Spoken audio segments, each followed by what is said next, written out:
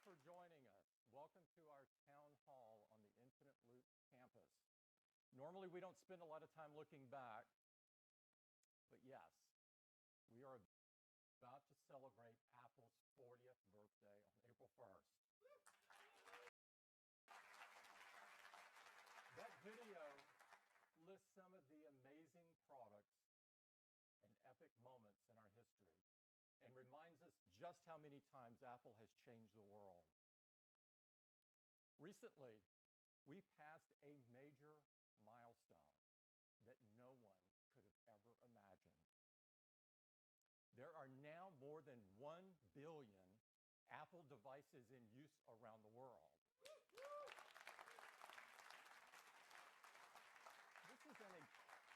This is an incredible milestone for us. And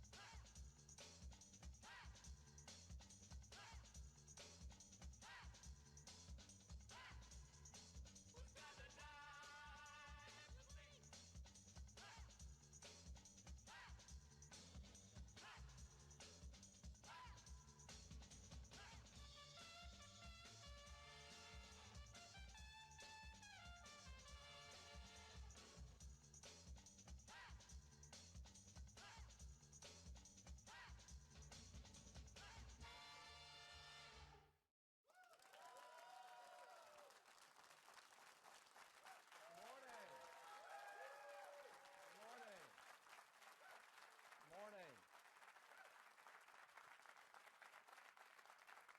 Thank you so much for joining us. Welcome to our town hall on the Infinite Loop campus. Normally, we don't spend a lot of time looking back, but yes, we are about to celebrate Apple's 40th birthday on April 1st. That video lists some of the amazing products and epic moments in our history and reminds us just how many times Apple has changed the world. Recently, we passed a major milestone that no one could have ever imagined. There are now more than 1 billion Apple devices in use around the world.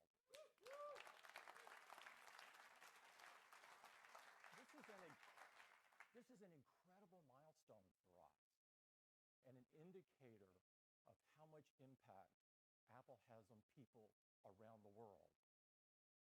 Our products are such an important part of people's daily lives, and with that comes a significant responsibility.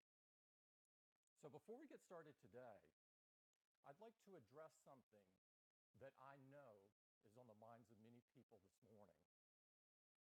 We built the iPhone for you, our customers, and we know that it is a deeply personal device. For many of us, the iPhone is an extension of ourselves. About a month ago, we asked Americans across the country to join in a conversation.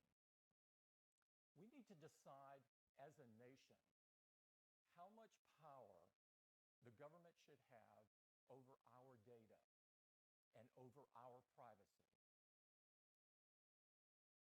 I've been humbled and deeply grateful for the outpouring of support that we've received from Americans across the country from all walks of life. We did not expect to be in this position at odds with our own government, but we believe strongly that we have a responsibility you protect your data and protect your privacy. We owe it to our customers and we owe it to our country. This is an issue that impacts all of us, and we will not shrink from this responsibility.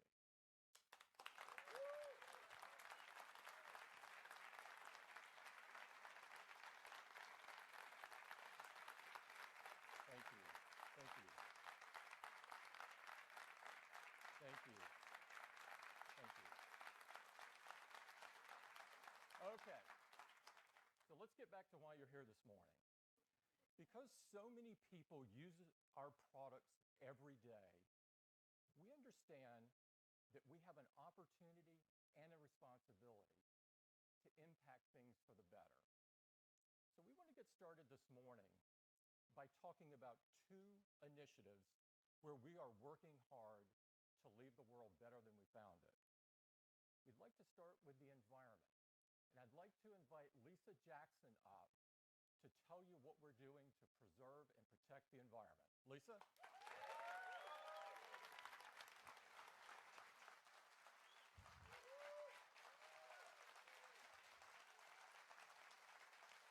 Thank you. Thanks so much. Well, just like everything we do at Apple, when we think about the environment, we think about innovation. You see, we want to change the world for the better. And we think there's no greater challenge in the world than our changing climate. Now, the solution is energy efficiency and renewable energy. And the time for action is right now. So 2 years ago, we told you about our ambitious goal, one that we hope others will adopt. We told you that our goal was to be 100% renewable in 100% of our operations worldwide. That's all of our offices, all of our retail stores, and every single one of our data centers. So 2 years later, how are we doing? Well, currently 93% of our facilities worldwide run on renewable energy.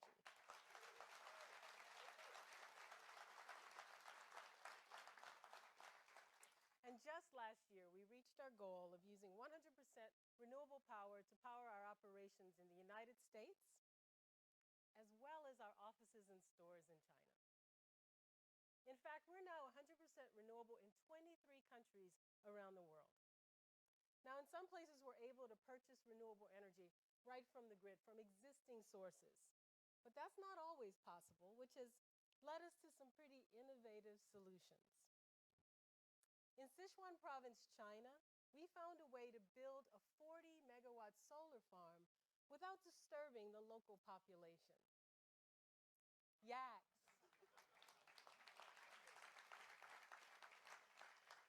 The innovation is in building a system that allows for electricity generation and hay production for the local yak ranchers. That solar project is producing more than enough electricity to power our 34 retail stores and our 19 offices in the country. That makes our facilities there carbon neutral. In Singapore, where there's not enough room to put solar panels on the ground, we looked up. Solar arrays on more than 800 rooftops will cover the electricity use of our offices and our future stores. We're really proud to be 100% renewable in Singapore. We're also really proud of the fact that 100% of our data centers are powered by clean sources of energy like the sun, wind, and water. Now think for a second about what that means. It means every time you send an iMessage or make a FaceTime video call or ask Siri a question, you can feel really good about reducing your impact on the environment. Now let's talk about another way that we're reducing our impact on the environment, and that's by protecting forests that produce the paper we use, especially for our packaging. You see, we believe that paper, like energy, can be a renewable resource. So we're proud to announce that today 99% of our packaging comes from paper that is recycled or is coming from sustainably managed forests.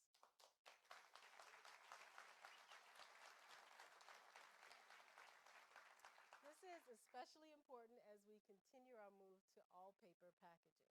But we're not stopping there. Through our partnership with the Conservation Fund, we've permanently preserved over 36,000 acres of working forest in Maine and North Carolina. And we're partnering with World Wildlife Fund to improve the management of up to 1 million acres in China.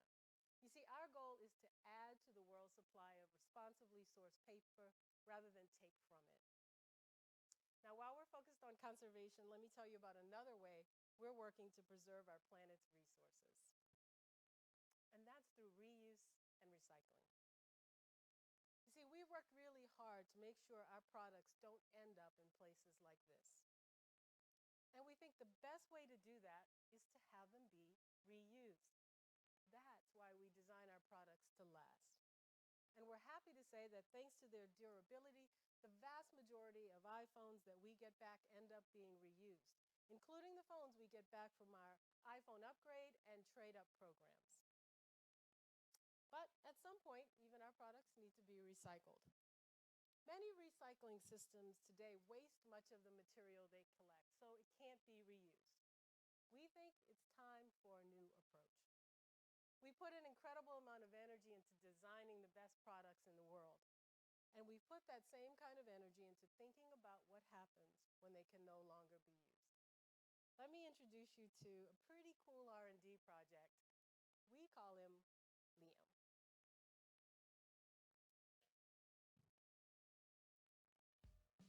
The iPhone is the result of years of innovation. But true innovation means considering what happens to a product at every stage of its life cycle. Meet Liam.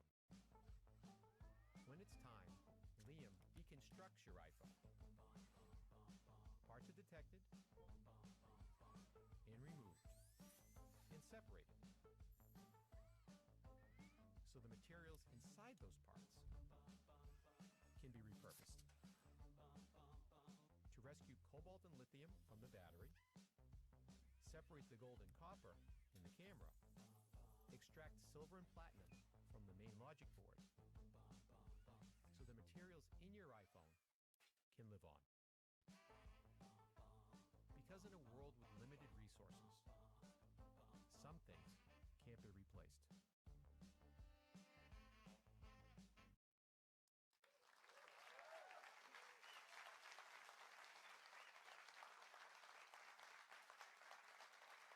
Liam's pretty cool, right? There's no other machine in the world that can do what Liam can do, and it was conceived and designed by Apple engineers right here in California. The things we've learned from this project will help us make even bigger strides in the area of reuse and recycling as we go forward. As you saw in the video, Liam separates the iPhone into its components. This allows us to recover the materials, high-quality materials, and reintroduce them into the global supply. And that saves natural resources.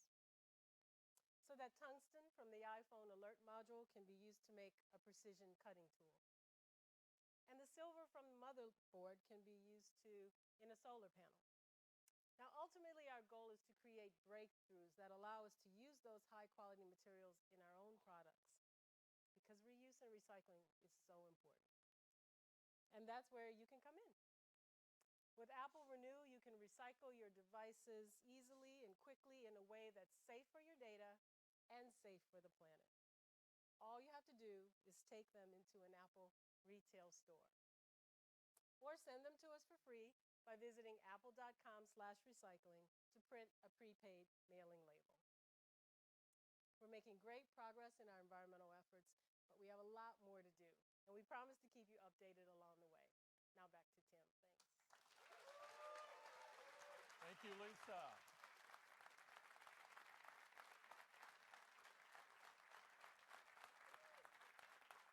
Powering Apple on 100% renewable energy is an incredibly ambitious and bold objective, but we are determined to meet it, and we hope others will join us.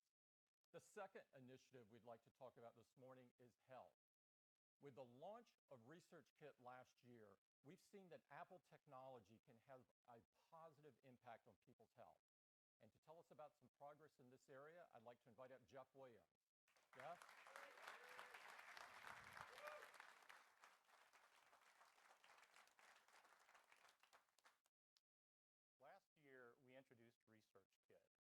goal was to use technology to solve some of the biggest problems facing medical research. We wanted to make it easier for people to participate in research studies, and we wanted to make it easier to gather accurate and frequent data from the devices we're all already carrying in our hands. So what happened? Virtually overnight, the research studies that we launched became some of the largest in history, with tens of thousands of people signing up. Like in this Parkinson's study, which became the largest Parkinson's study in history in less than 24 hours.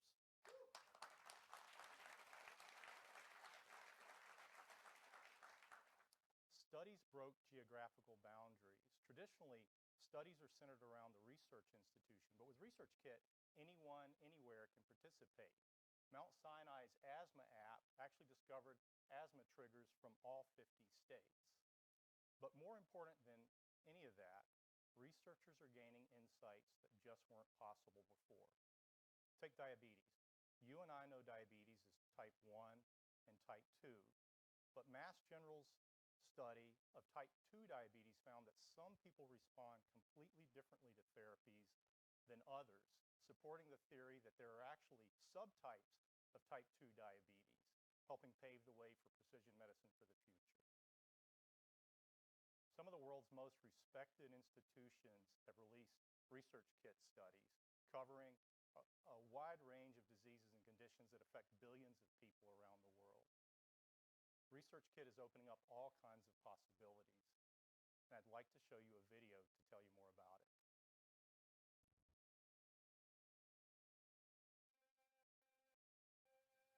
ResearchKit was created with the goal of improving medical research. A year later, we're seeing app developers, doctors, and even patients take these ideas and make them more powerful than we could have ever dreamed. We can detect autism as early as 18 months old, but the median age that a child in the US is diagnosed with autism is 5 years old. So we need